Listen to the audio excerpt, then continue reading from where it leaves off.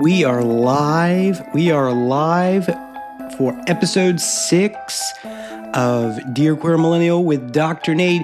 Dear Queer Millennial at night. Yeah, you like that's the little. I'm gonna have a better theme song, I promise. We are 4 episodes away from the goal of 10 episodes, where then I will, commission a professional freelancer to write me a jingle for the song, or jingle for the pod, but for now you get me. It is, y'all, this is take 2 of episode 6 because the first one didn't record. and of course 20 minutes into my spiral of the week, I realized that. So I took a little break, took a little shower, got myself ready for the evening. My husband is still traveling. And so it's just me at the house with the dog and the 2 cats, which, we're awaiting awaiting my fair prince's return. But that's okay. That's okay. He's attending to business, doing what he does, and we're going to do what we do here on the pod. Well, today was a very productive day, surprisingly. I got a lot done around the house. Well, okay. I got one major project done. Listen, this is for all, if I've got some younger listeners who are not homeowners yet, forgive me for kind of taking you. We're going to have these, should start a new segment called the Old Man Nate Stories, because I am, of course, we are homeowners, barely, as you know, this is a struggle for millennials. But we have this area rug that we had in our living room, and it was cute. We had it for, I don't know, a while, and my husband is the interior designer of the house. He really does all that. I have zero aesthetic kind of appreciation and or aesthetic talent. That was one of the things when they were handing out gay gifts, the things that makes gay men special among many things, interior design, good dressers, they smell good, we're witty, we're funny, we're cute, all of those cute little gay gifts that we get when we come out of the closet. Interior design was not one of them. Anything I try to design looks cluttered. Like, as you can see, if you're watching on YouTube, you can see this bookshelf behind me. I literally I don't know.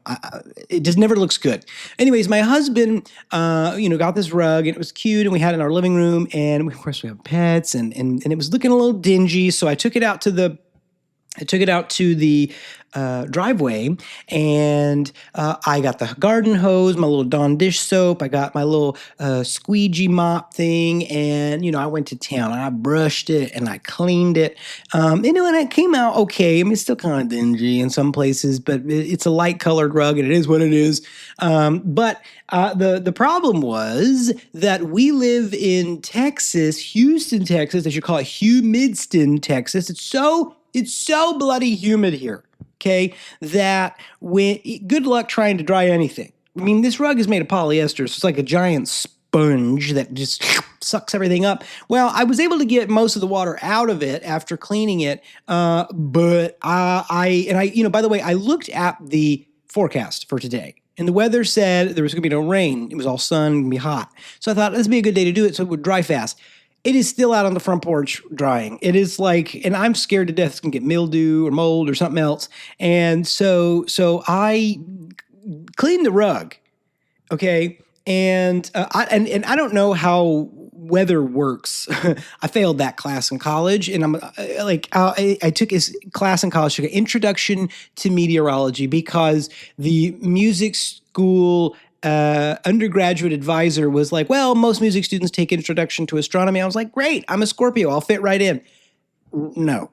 Introduction to astronomy, not astrology. Anyway, the class filled with all the other music majors because they were faster than me to register. So I got introduction to meteorology. I thought, okay, good. This class will be easy, right? Because the weatherman's never right. And case in point, today, it was supposed to be sunny all day long, 3 o'clock, boom, rain. Now I had drugged the rug out of off the driveway prior to that, so it didn't get wet. But anyways, it's so humid, and I took this class, and it had me thinking about this class today. And I was a fairly mediocre student, was a dazzlingly mediocre student. Let me say that I didn't really study very hard in undergraduate because I could get B's without trying, and so I was like, good enough. And so I took this introduction to meteorology class, and they taught us about saturation points, right? And how if the air absorbs too much humidity, then things don't absorb, right? Or they don't evaporate. I think. I don't know. Y'all, I failed that class. So if there's any meteorologists listening to the pod, apologies for the way I'm going to absolutely butcher this explanation. Anyways, it's so humid that even having it out in the sun, it wasn't drying. It's still not drying. And I don't know what to do about it. So I just kind of set it out on the porch and I was like, well, because I can't bring it inside. I have wood floors, and that'll warp the wood floors, so I can't do that. So, anyways, it was a bit of a struggle. It was a bit of a struggle to get that together, but that's okay. So then I got to go to Walmart after that. I took look at my little shower in, went to Walmart, and I had to pick up some toiletries. My husband, my darling husband, the man I love, unconditionally took all of our toiletries. I have no shampoo or a conditioner. I had to go buy some. And it got me wondering about what's the big deal about 2-in-1, 3-in-1 shampoo and conditioner or body wash? Like, I don't get that. I know that was a real thing that the girlies on TikTok and Instagram for a long time were shaming the straight boys for. And I'm kind of on the straight boys side for this one. Like, what's the big deal? I don't get, like, come on, Regina. Like, what's the big deal? I don't get it. Like, it's convenient. Like, listen, I'm not all about the lotions and potions, in any ways when it comes to like skincare or cosmetics or cosmeceuticals, as it were. So I don't really get into like split ends. I don't understand. I don't get it. Like, it's just never been something I understood. So I never really could see the problem. Like, what's wrong with like having a 2-in-1? That's convenient. It's convenient. Listen, not all of us are trying to spend, 3 days in the shower, Margaret. Like, we're trying to get in, wash, and get out. Like, what is the deal? So I don't understand this whole 3-in-1. Like, why the hate for the 3-in-1 or 2-in-1 shampoo and conditioner? Like, why do I need 15 separate bottles in the shower when I can? I'm still clean. I took a hot shower. I scrub a dub. And what does it matter if it's shampoo, conditioner in one? I don't get that. Oh, by the way, I meant to say this earlier. I failed that class, the introduction to meteorology class.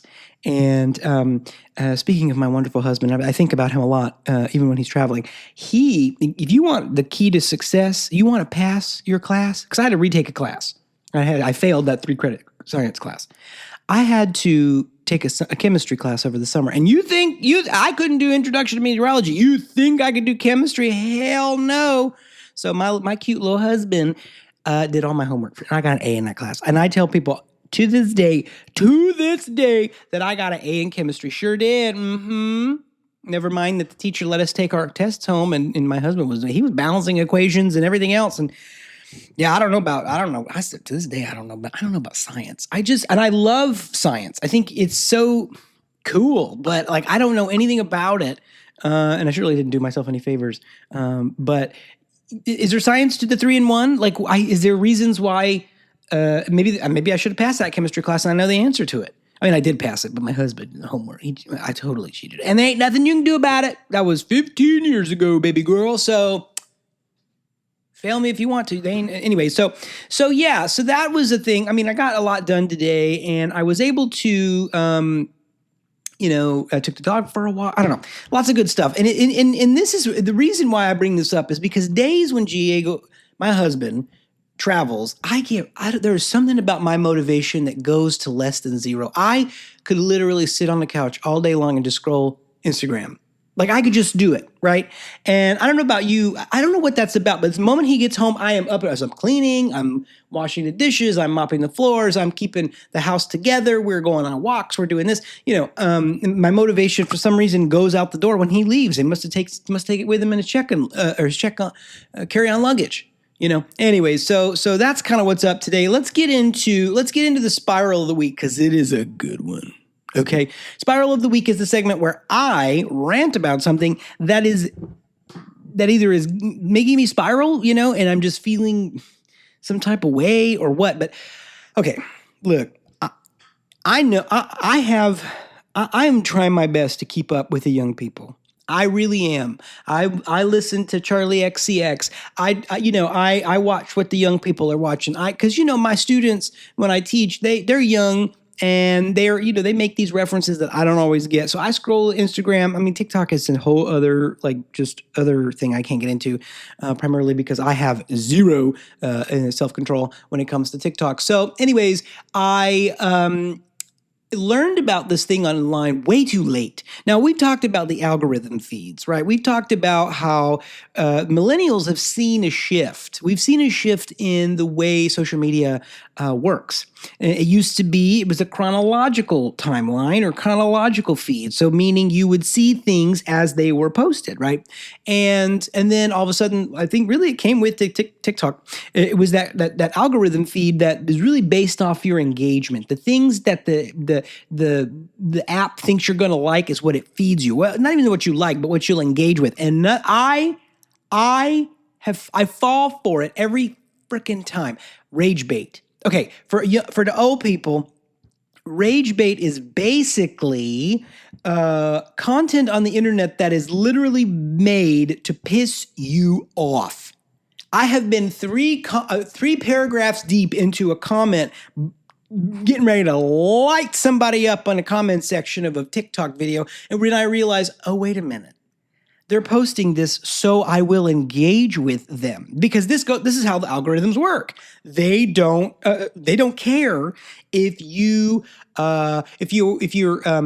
engaged, happy, pissed off. They don't care, and that's what is like the for me. It takes me way too long to realize something is actually rage bait. And y'all, like I'll say the last thing I saw rage bait was like this video of this lady.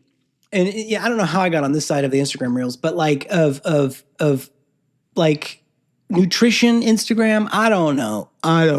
So I was scrolling through, and this lady was on there. She's in Walmart or some grocery store, and she's holding up a bag of bagels, and like, this is poison. This is poison, and it's destroying your body and your gut microbiome. And I'm like, bagels? They're doing all that? And then, I went in and I was like, oh, I'm about to tear this one up. And then I was looking, and I was like, first of all, she's got wine in the cart. And I'm like, I'm not anti-wine, but I'm also saying, I feel like the wine's more dangerous than the bagel. So, okay, maybe that's not the move. And then I was like, this whole thing was made to piss me off. Literally, there's content out there. It's called rage bait. It's getting you to engage in the comment section negatively. Because, again, the algorithm doesn't care how you engage. It just cares that you do. And that is a wild concept to me for, having come through social media. I've kind of seen it evolve, and I'm going, oh, God. And it's insidious. It's insidious. And you don't know it until you're halfway through again, volume 1 of the reasons why this video is, pissing me off. And so, and what's even worse, and what's real meta, not the Zuckerberg meta, but the feeling about the feeling, which is some bullshit. I cannot stand having feelings about me having feelings. Like when I get pissed off at the rage bait, I get mad that I'm mad about the rage bait. And that's some stuff that will really send me around the bend, and then I'm texting my therapist, we need to meet again. We got to meet again. It's just so, I don't know how I fall for it every time. I just fall for it. And it's, I don't know, y'all. And I try so hard not to engage. And sometimes it's political stuff, sometimes it's like the nutrition stuff or the I don't know, like fitness stuff. It's always sometimes it's like the queer side of everything, where it's like these anti-gay people, and it's just stuff that's meant to get you engaged, just meant to, obviously it's the next generation of trolling, but man, is it effective. I fall for it. Hook, line, and sinker. And of course I waste so much time on social media anyways. It's a love-hate relationship, but yeah, I fall for it every time. So there's the spiral of the week, folks. I don't know. I don't know. It is a struggle. But let's get into the letter. Today. We're hearing from Marianne. Marianne is a fictional person. These are fictional letters. So just as a reminder that don't take this advice. Don't take anything I'm about to say serious, because I will not be held accountable, and you have signed away all of your any liability, because it's all fake. It's all fiction. Everything about this is not real. So it says, "Dear queer millennial, I'm writing to report a crime. Not a real crime. Nobody call the cops. I'm not a snitch. But a deeply personal violation of my soul. I went to brunch with straight people. On purpose. I said yes. I thought it would be, quote, nice. It was not nice. There was a baby there, an actual baby. I'm not mad about the baby, but I am mad that everyone kept looking at me like I might want one. Also, they clapped when the waiter brought pancakes. So there's that. And then they split the bill by item, which is violence. Yeah, okay. You have my condolences, Marianne. Anyway, I'm fine. I just need to know, how do you hang out with straight people and not lose your queer sparkle? Do I need to bring my own conversational prompts? Is there a safe word? Can I just fake IBS next time? Love and bottomless mimosas, Marianne from Cedar Rapids, Iowa." Wow. Well, Marianne, the straights. We haven't really talked about the straights. I mean, because this is a gay podcast, y'all. I don't know if what gave it away. I mean, I think talking about my husband might have. It is in the title, "Dear Queer Millennial." Yeah, but we love the straights. We do. We appreciate your support. We love a good ally. We love, those who are supporting of the LGBTQ lifestyle, trademark, if you will. But, how do you, as a queer person, and I have personal experience with this, Marianne, and that is that most of the people in my life are heterosexual. And, it comes with its own stuff, I'll say. And largely what it is like, how do you maintain your queer identity in straight society? And it's hard. It's hard, especially now, y'all. And I'm not trying to get into the politics because it's going to give me a stomachache. But what I will say is that, the straight folks are, it's weird. It's really weird because with the, emergence of lots of queer television, YouTube is got a lot of queer content. They are more familiar with queer culture than before. And I've been really lucky in my life to have heterosexual people who are very accepting of my gay agenda and my LGBTQ lifestyle trademark. Because, and for whatever reason, they facilitate my nonsense and I'm appreciative of it. But when you're in a room full of straight folks, and let me tell you something, I own a house and is what's got to be the most heterosexual neighborhood. There ain't a lesbian, queer, transgender, bisexual, demisexual, asexual, non-binary person for 25-mile radius. It's just me and my husband holding down the gay fort in this straight neighborhood. Like it is heterosexual out there, y'all. And again, lovely neighbors. Everybody's been super lovely since we've moved here in this neighborhood. But it is, you do kind of, you worry. Is my light not shining as brighter when I'm in these straight spaces? And, oh boy, it's a tricky one, Marianne. I don't know that I've said anything super helpful as of right yet. But okay, here's what I'll say. Never forget who you are. It isn't Mufasa who said that. Remember who you are. right? Didn't he say that? I feel like that's a Lion King thing. I don't know. I'm not a Disney gay. I love Disney. There's nothing wrong with it. I don't, it's like, I don't know.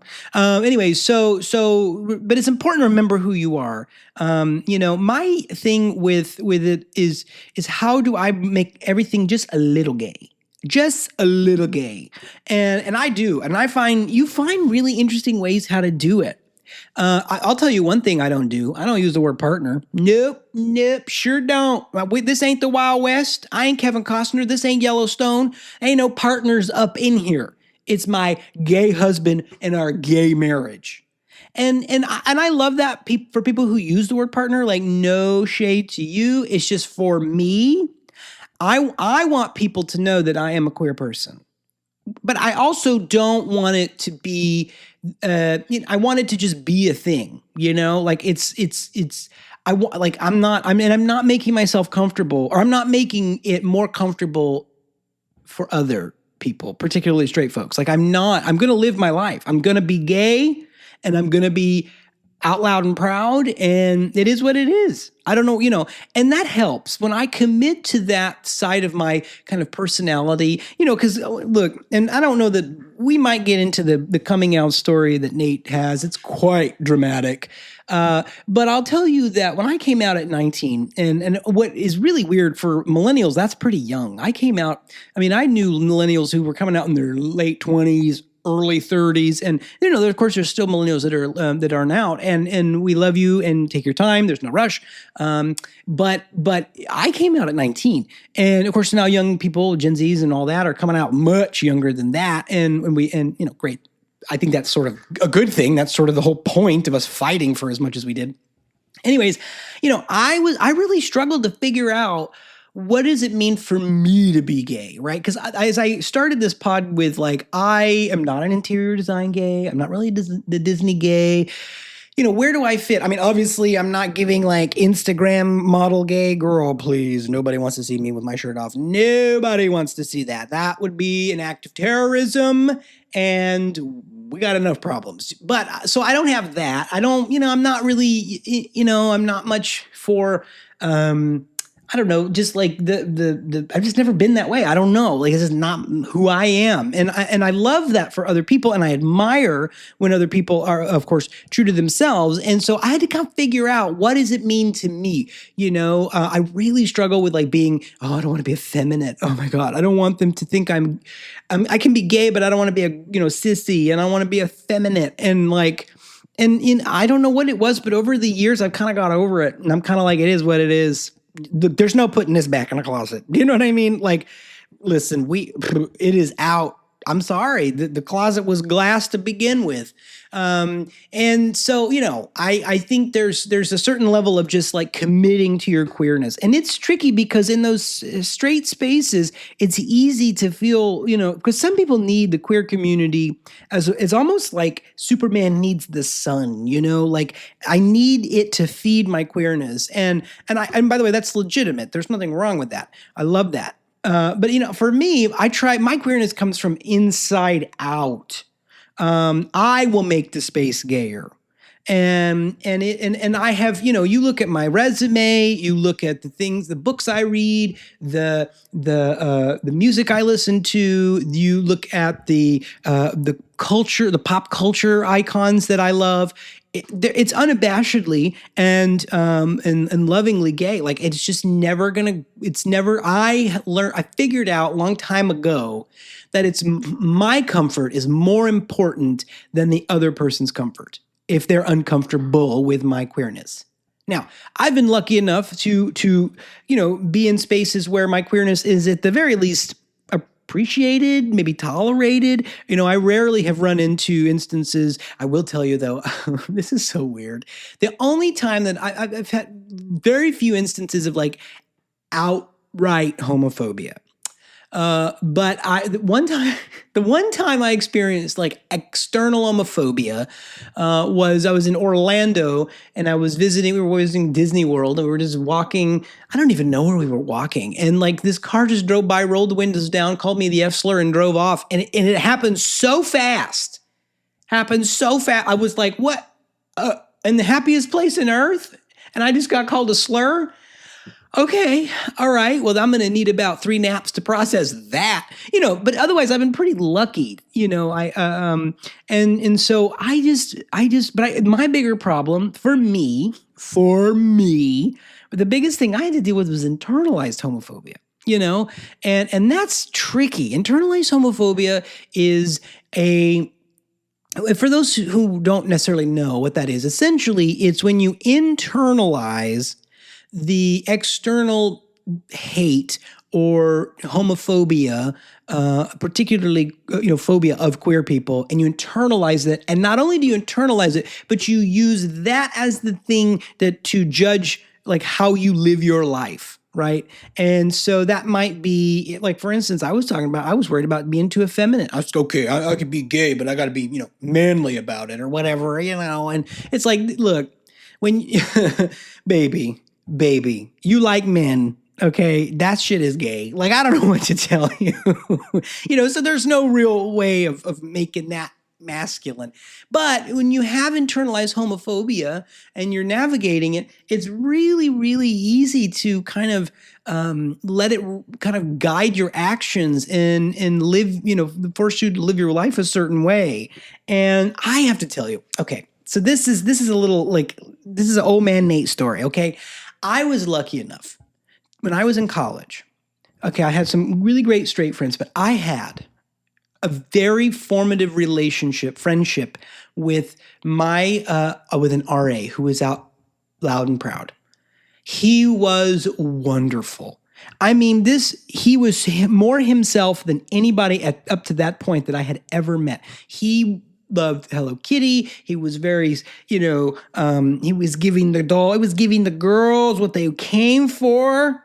He was everything. He was such a role model for me in not only like queerness, because he kind of taught me, how he showed me the beautiful side of it, but also like just seeing him be comfortable in his own skin. And there's something very infectious about seeing somebody who's just comfortable in their own skin. And that was probably the first time I'd ever had my internalized homophobia challenged so hard.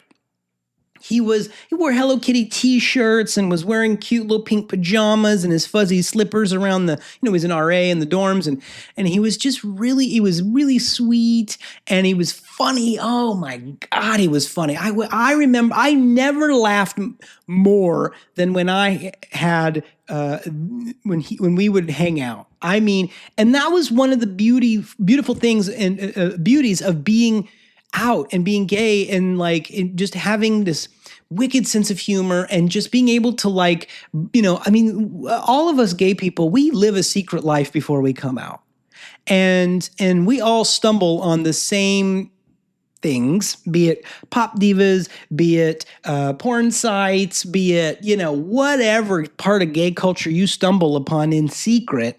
And then to have somebody who you can talk to about that, and have somebody who not only accepts it, but celebrates it and cracks jokes and you just gets you. It was such an extraordinary experience for me, particularly at 19, growing up in a very rural area.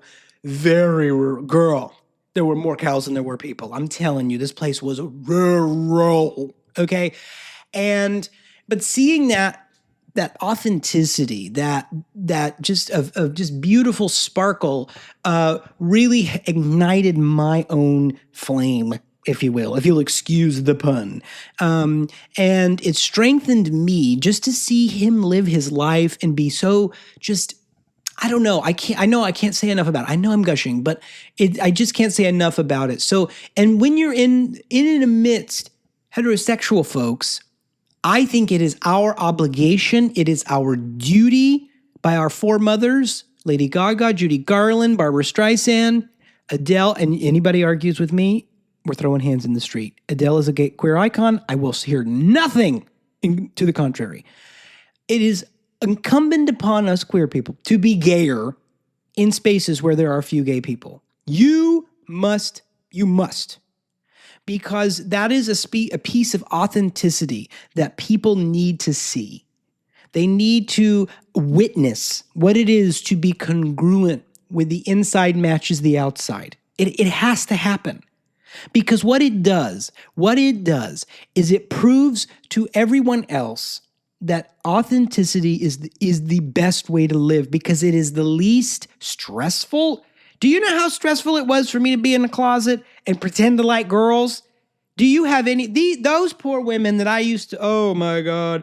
Oh my God. I had a Britney Spears poster and I had to one year my family got me Britney Spears calendar for Christmas and I put it up in my high school locker and I was like, yeah, she's so hot. Never mind that I was like, this is a story about Lucky. And I was like stronger than yesterday. Maybe one more time. Like I was fully in my gay delusions, secretly. And, but there was so much work to be somebody I wasn't. I was exhausted, And then people, what was so funny was they were like, oh, he's so good at acting. Like I was on theater in high school and they're like, oh my God, he was perfect for the part. Well, yeah, girl, I've been playing the part for 19 years to that point, and it was exhausting. And I was wound tighter than an 8-day clock most days. I was so exhausted pretending to be straight, pretending to be somebody else.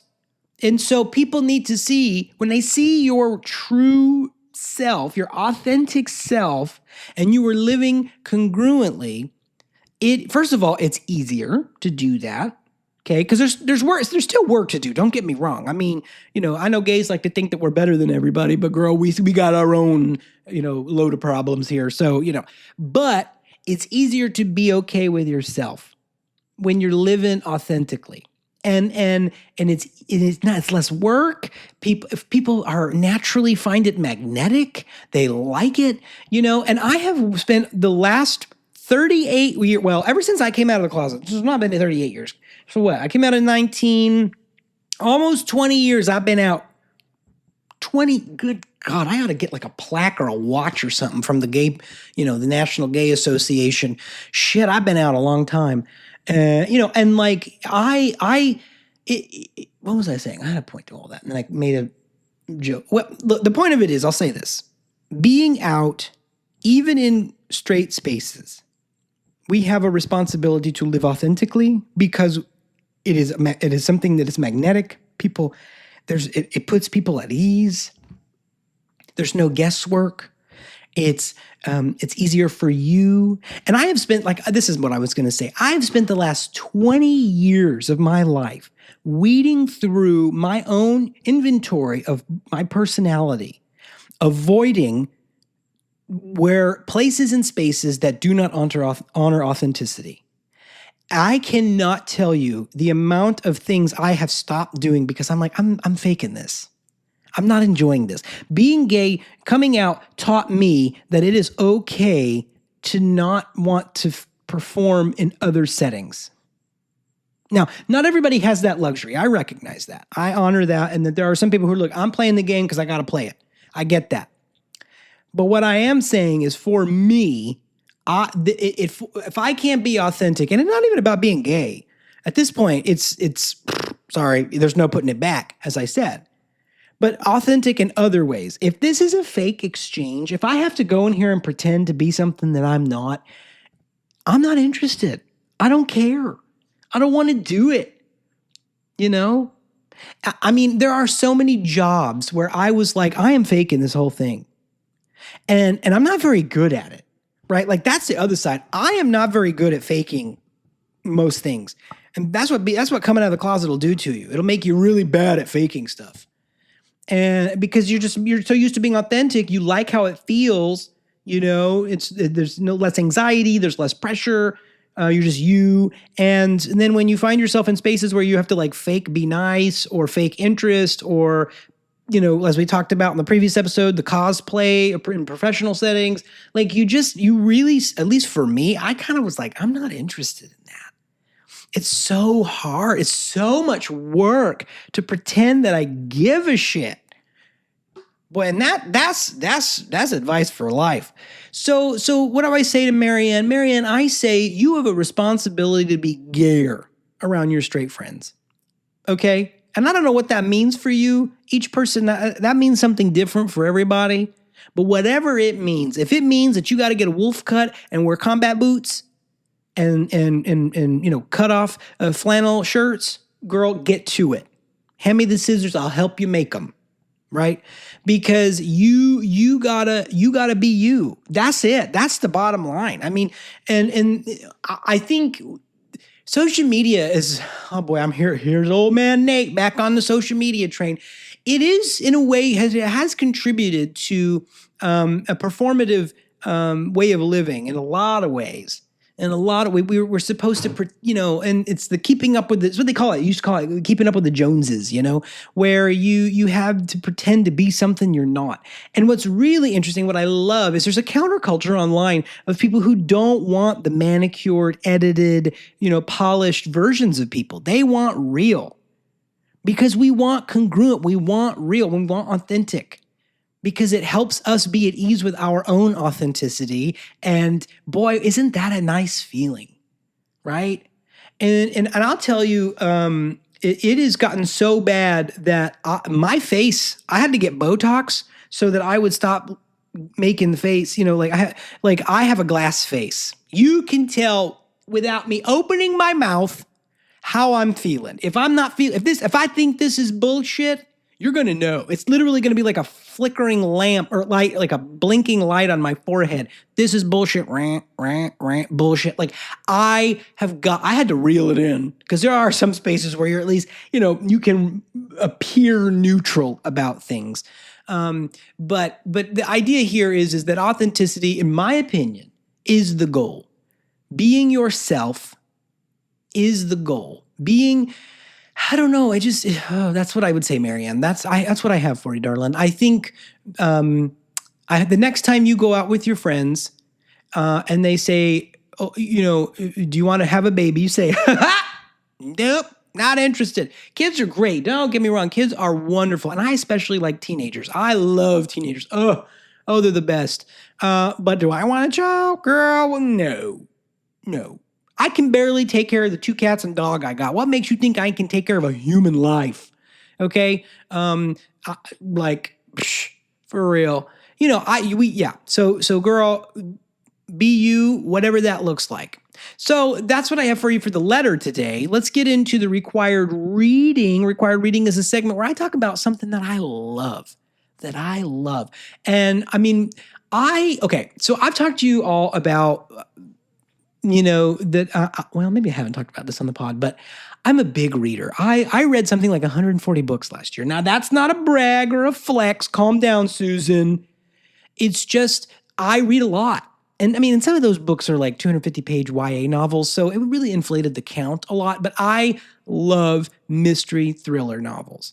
And the messier, the better. Okay, I love a messy, unreliable narrator. I love when she or he makes bad decisions. They make bad decisions. I love when the twist is just, oh God, I love it. So what I'm about is the Frida McFadden books. And listen, I don't want to hear nothing from the literary snobs. I don't care. It's you sound like a bullhorn to me when you're talking about, well, there's no literary merit to that, and there's no, it's very easy, right? That's all I hear. That's all I hear from the literary snobs. So take that out of here. What I love, Frida McFadden's books are very accessible. If you are interested in mystery thriller novels, Frida is that girl. Frida is that girl. She is that one. She is the one, honey. She will have you. Her books, the twists will send your ass to the chiropractor. These mystery thriller novels, I haven't read all of them because I like to space them out. When it comes to reading, I don't like binging because I'm a mood reader. I'm a vibe. I read for vibes. So I can't, when I finish one, I want to space it out. So she's probably got, I don't even know how many books does she have? She's got to have something like 13 or 14. I mean, she wrote a bunch of books. Let's look at this. How many books does Frida McFadden have published? Let's see. Okay, well, great. Thank you so much, Google. That tells me nothing. It just showed me all the books. It doesn't tell me how many books. No, it doesn't say. Well, I'll say this. I'll guess something to the effect of 20, 25 novels. Yeah, something like that. I mean, her most famous or sort of her breakout book was The Housemaid, which we love. I mean, and I don't listen. There are people out there who talk about, she stole from Colleen Hoover and she this and she that and she the other thing. And no, I won't have, there will be no free to hate here. I will take you directly to the dry cleaners if you try that with me. Okay, because Frida is a queen. She's the Agatha Christie of our time. I don't know. I mean, the thing that's really interesting about Frida is that her books are really very accessible. And that is not a criticism. It's good. It's a good thing. Because they're very accessible. There's kind of, there's tropes, and every genre fiction has tropes, the wife upstairs, the unreliable narrator, the girl who makes who dates the toxic millionaire, and that's true for romance too. But, but psychological thrillers have their tropes, there's the haunted house, or there's I guess that's more horror, but there's some thrillers have that kind of like, the mystery murder, all kinds of stuff. So Frida writes very tropey. Okay. But what I love about, and like her writing is very accessible. It's nothing like, she's not the thee, thou, they, those, and the purple prose and the, all that, which I can't stand. I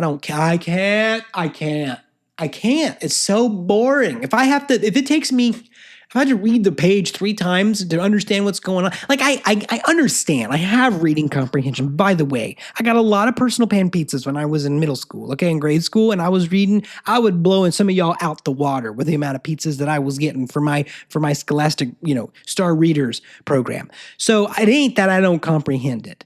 It's that I just get bored. I like plot. I like the shit to move. And Frida's books move.